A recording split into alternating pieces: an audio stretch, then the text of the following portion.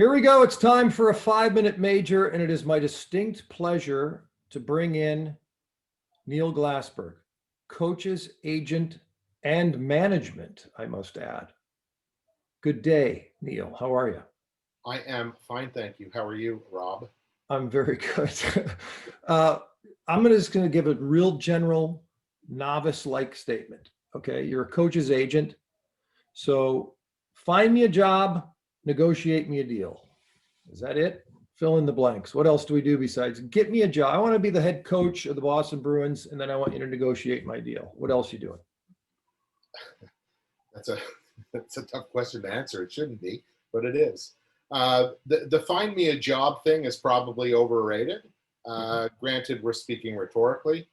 The negotiate my contract is really where a lot of the value add comes in, because as I speak to my clients regularly, and a lot of them realize the toughest part of any relationship with a new employer is the compensation discussion. So the compensation discussion, ironically, is the discussion that becomes the elephant in the room for the term of the contract. Point being that somebody feels that their value to an organization is X. The organization probably feels that their value is Y. And the delta between X and Y is the noise that comes into play and rears its head throughout the term of the agreement. So the having a third party or an intermediary like myself to take away those uncomfortable or awkward conversations is huge to my clients. They don't want to be part of those conversations. A, you might say something you're going to regret down the road, or B, it could become insulting because your employer is feeling you're not worth what you feel you're worth. So that's the big piece. The what else do I do? There's a public relations component. I am tracking performance. I'm tracking what people do throughout the year. I am the cheerleader, so to speak. Not that people need cheerleaders, but it's nice to know that someone is paying attention to how you're doing in your career. And I'm the go-to guy. I'm the confidant on a lot of things as it relates to what goes on in the game. Yeah.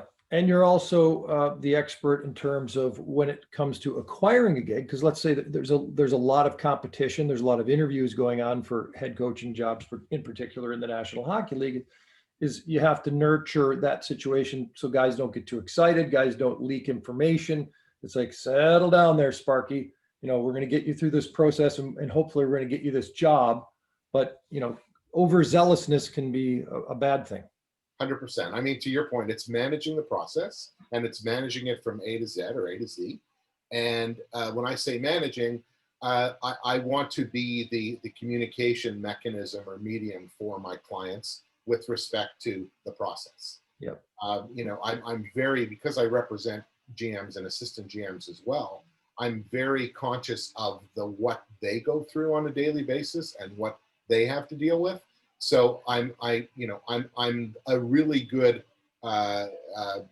communication point for them.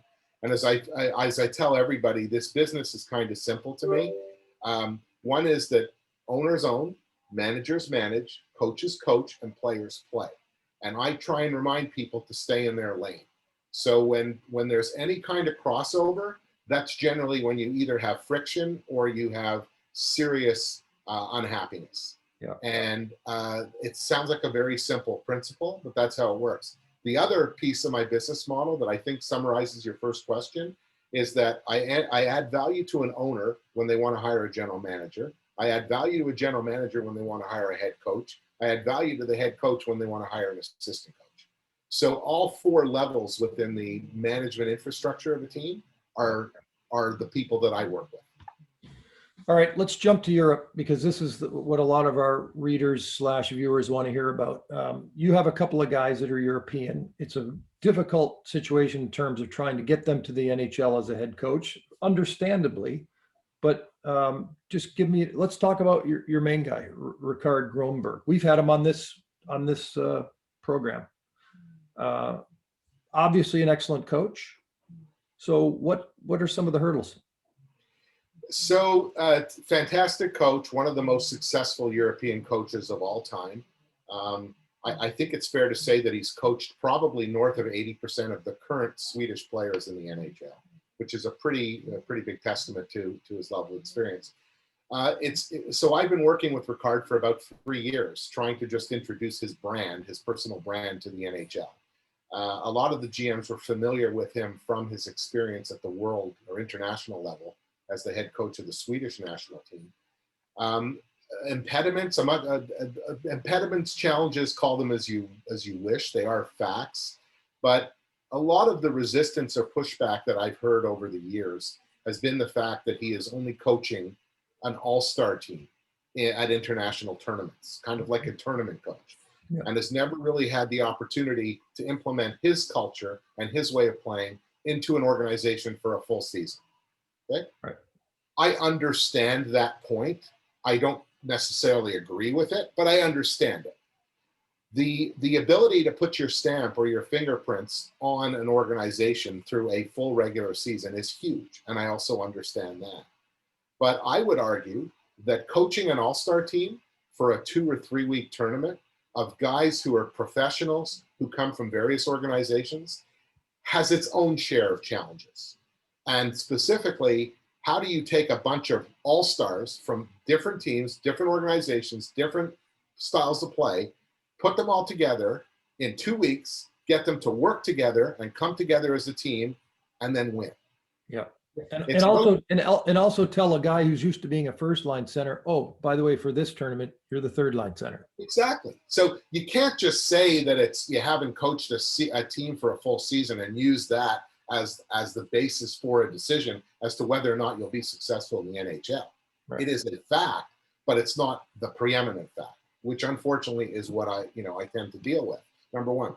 Number two is there's a thought, and it's wrong, that Europeans, think differently, act differently, different communicators, don't speak the language, that kind of stuff. In Ricard's case, he's married to an American woman, number one. Number two is he played NCAA hockey. Number three is he coached in WHL. And number four is that he's more of an American than he is a Swede. And when I say, my point is, English may not be his first language, but it's 1A. Right. So, the ability to encourage and get the most out of athletes should not be dependent on where you grew up or where you live in the world. As long as you can communicate properly, you could be successful. Like, I know that sounds so flippant, but it's the language of hockey. It's an international language. It's one language of hockey. It's a sport that everybody knows and plays, and they're experts at it. So. And it's the same game, regardless of where it's played in the world. And then you get we play on 200 by 85. They play on Olympic size rinks. Does it change some of the dynamics in the game? Of course it does, but it doesn't fundamentally. It's not like you go from playing hockey to playing field hockey. Right. The size of the ice is different, right? So bringing new ideas over, because it is an international, global sport that is universal, is probably something the NHL could really do well on, is some new creative ideas and ways of playing that people may not have considered before. Like the torpedo. Remember exactly. The torpedo. Exactly. Look that up. Look that up, kids. Here's the thing. It's amazing to me. Ivan Hlinka, Alpo Suhonen, and by the way, Ralph Kruger was born in Manitoba, I think. Everybody says because he's Swiss resident or whatever and coached the German national team. Ralph Kruger, he's not a European coach. I mean, he's spent most of his time over there, but still. It's incredible that it hasn't happened when 30% of the league is actually European. Now, here's my thing. One, it's an overused term, old boys network. But if I'm a GM and I'd played in the National Hockey League and everybody I know is from Lethbridge and I'm going to stay within my comfort, within my realm, within my sphere. So there's my hiring. It's, I know Jerry, Jim, and Bob because I played with them or I coach with them or, they're this.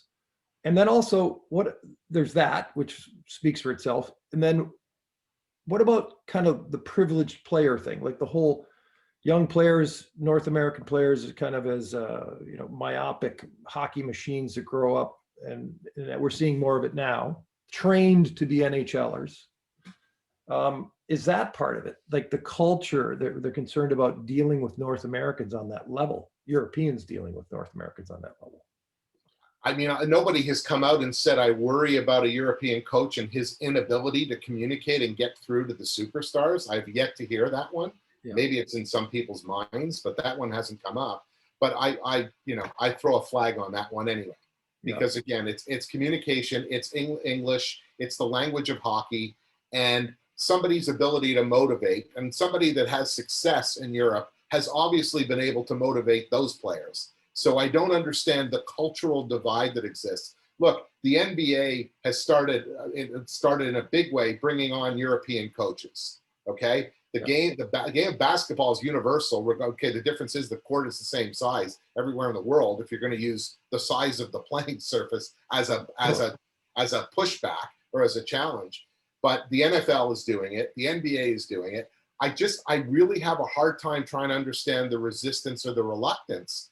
And if it's a trust thing or a worry thing, these are people that are coming with winning records. Like, I would hire a winner in a job 100 times in 100. I would.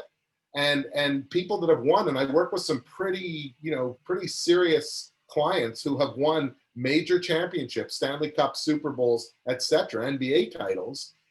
If you've won before, you know what it takes to win.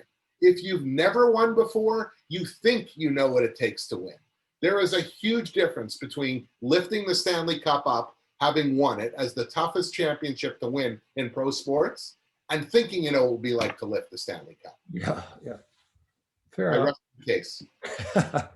Well, that's good. We might just wrap it. But you have one or two other European coaches. We don't have to get into it now, but just so people out there realize there are others, even though Ricard, based on experience and success, would be candidate A1 at this point for you. Yep. Correct? And the most ready and the most able and the most successful, and it's just time. Right. Let's put it that way. Neil, thank you very much.